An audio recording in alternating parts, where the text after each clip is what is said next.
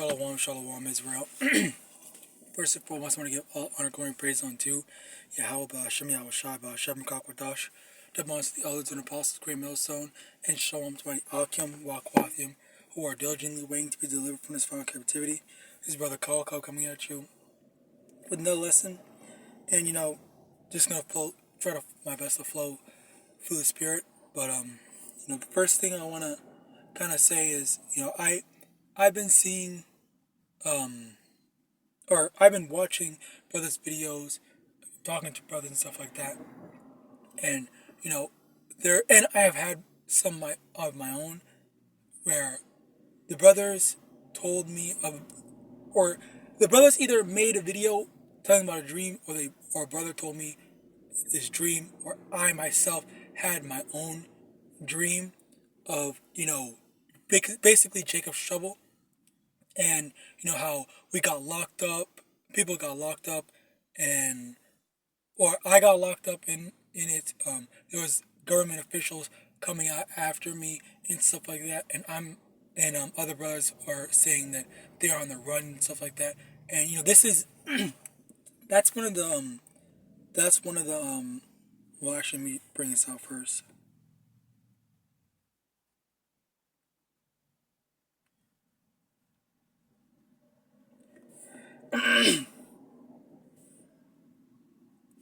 Acts chapter 2 verse 17.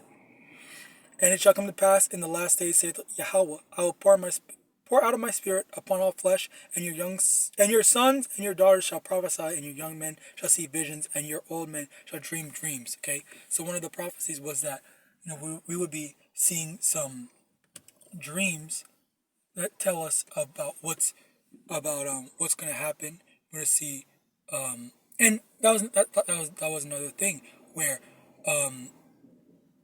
we were going to be on the run, we were going to have to learn how to live off the grid, or maybe we're going to get locked up, maybe brother's going to get beheaded.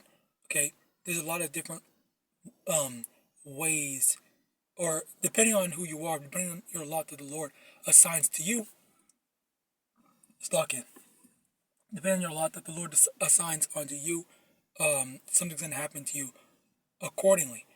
And the thing with me, not just hearing all these different dreams, they are a faith booster. Okay, because those dreams, they don't scare me. It doesn't make me say, oh my God, I don't want Esau to snatch me up or anything like that or whatever. Oh yeah, even sisters had dreams as well, where there's one sister's dream that I do remember was that she was separated from some other people, and some Edomites and whatnot. They were basically about to take her, but before they did, a brother came.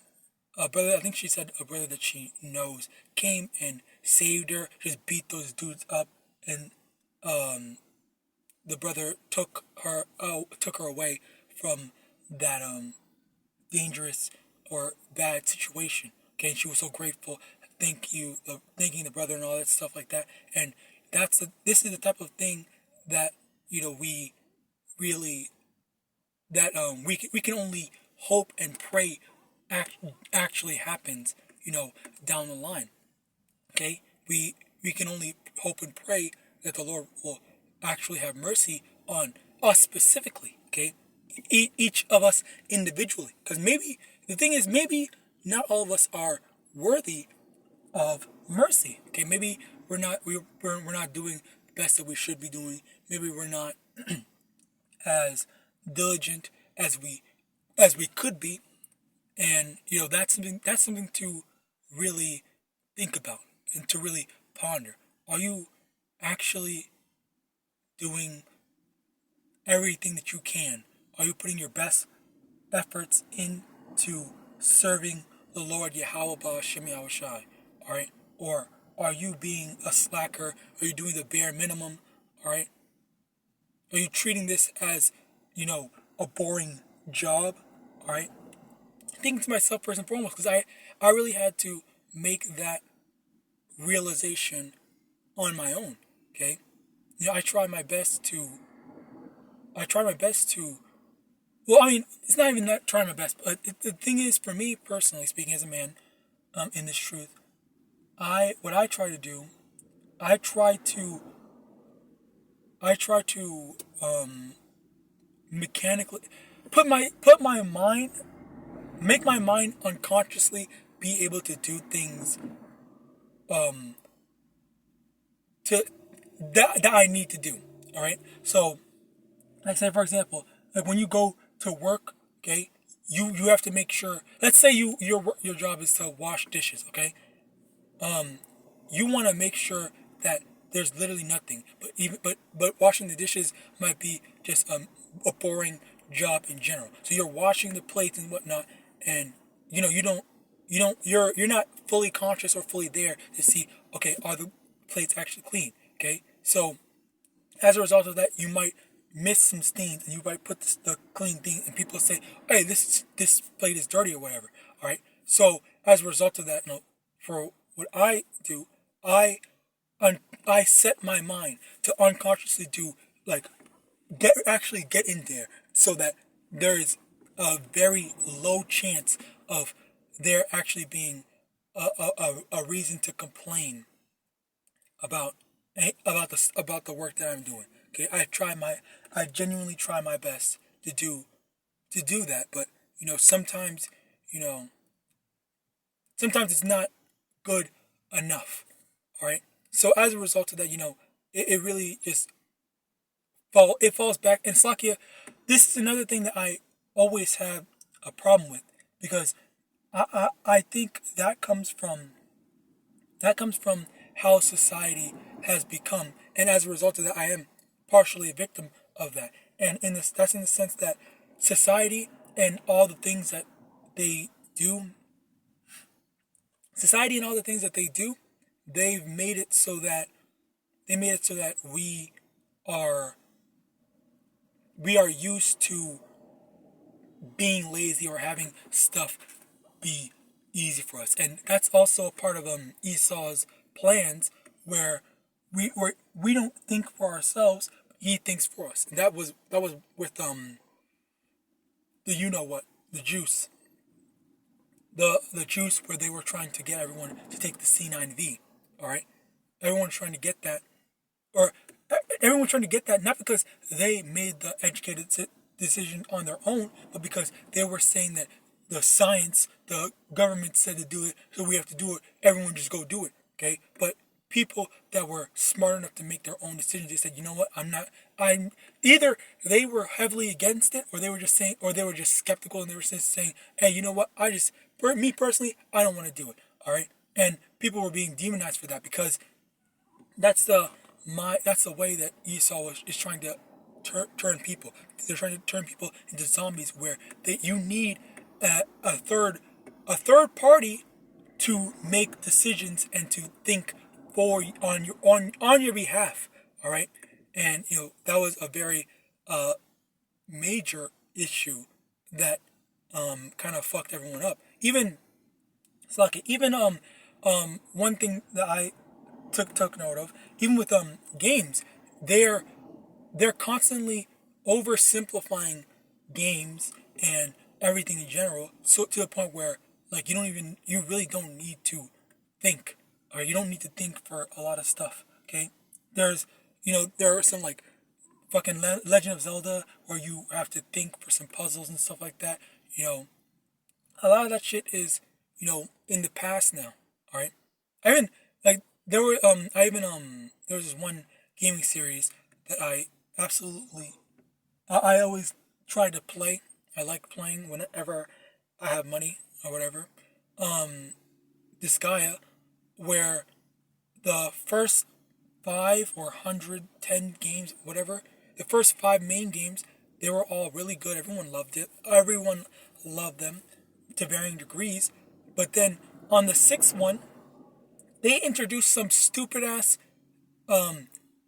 DI, where it was a play on AI, artificial intelligence, but it was demonic intelligence, where they made the stuff auto battle for you, where you literally, in order for you to beat the game 100% or to get all the stuff off in it, you literally had to leave the game playing for hours on end.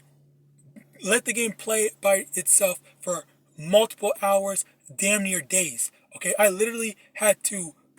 It's funny, and looking back on it, it's like a huge waste of electricity. Okay, because there would be times where I would put the game playing. I'll put the game to play, and then I would go leave somewhere. Like I would go to the store or something, and then and the thing would just keep on going and going and doing a whole bunch of tasks for me. All right, where I'm literally disgusted.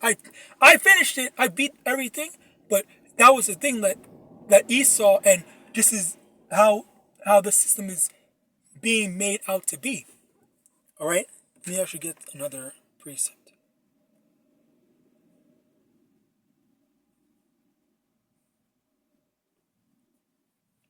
Second Corinthians chapter 2, verse 11, lest any should get advantage of us, for we are not ignorant of his devices. And there was one more I wanted to get.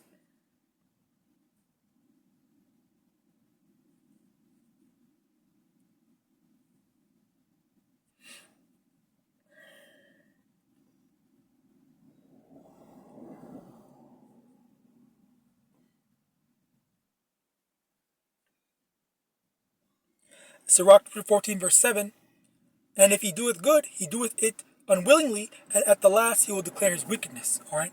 So if he's trying to do, he wants to do something good for people. Fucking, what's it called? Oh, AI.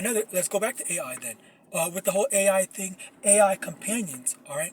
Like, yeah, they're giving you these fucking sex bots, these AI companions, and all this stuff like that, and then you don't have an actual companion. You don't have an actual person to talk to. Okay, you're relying on AI to talk to people and have conversation instead of talking with actual people and making friends with actual people. And as a result of that, then like if you're not able to, or if you're not able to, or you don't even want to talk to an actual person, and you can't develop that actual relationship with an actual person, then like you're not able to, as a result of it, build actual relationship with another human person, another human woman, human man, whatever, in order to further forward, society, as in like to have more children. Okay, you're just stuck by yourself. All right, you're just stuck by yourself, relying on your freaking robotics and stuff like that. All right. They're making people, they are trying to push out this also with abortions as well. Okay, they're trying to push out this anti-life agenda. Okay, so yes, it might be, oh yes, we're helping people with loneliness, we're helping people with this, we're helping people with that, we're helping people develop stuff, but people don't actually have or get to develop or foster actual relationships with genuine people. Okay, so that there is these snares and traps that they are setting up, and we're supposed to be wise to avoid that. All right, we're supposed to be wise to avoid doing the best that we can to stick to what is right. Okay, and what is right is sticking to what the actual thing is. And I'm not saying that AI is inherently bad, but it is. Let me get this.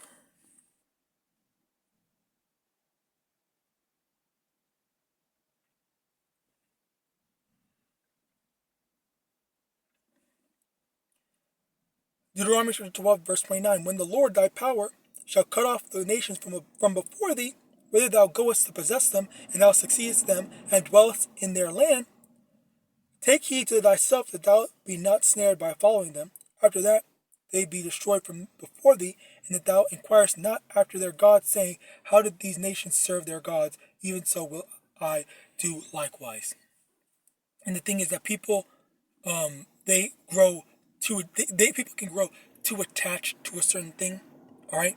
Like they say, oh, I love my AI girlfriend, my AI robot, whatever. Okay, like this is the highlight of my day. This is the most important thing to me. I would never want to trade this or whatever for anything.